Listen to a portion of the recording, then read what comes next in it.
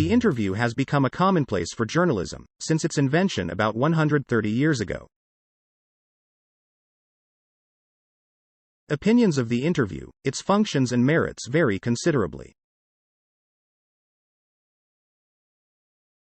Some claim it, in highest form, source of truth.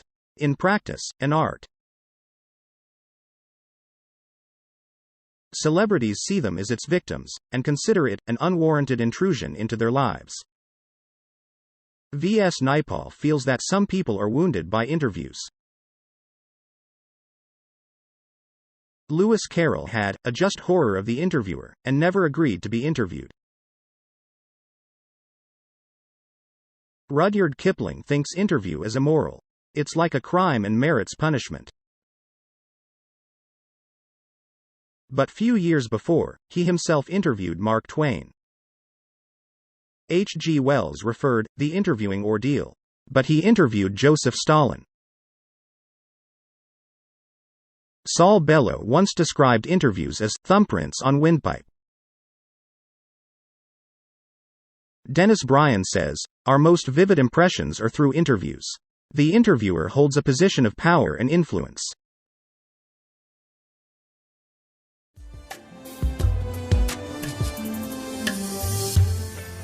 It is an extract from an interview of Umberto Eco. A professor, a scholar for ideas on semiotics, literary interpretation and medieval aesthetics. Then he turned to writing fictions. He acquired intellectual superstardom with the publication of The Name of the Rose, which sold 10 to 15 million copies. He says the universe mostly comprises of empty spaces. Similarly, he works in the interstices, that is, wasted time.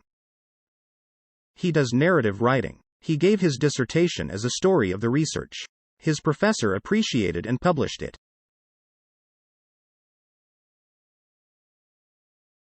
At 22, he understood that scholarly books should be written by telling the story of the research. He started writing novels at about 50. His friend Roland Barthes, an essayist, always wanted to do creative writing, but died before.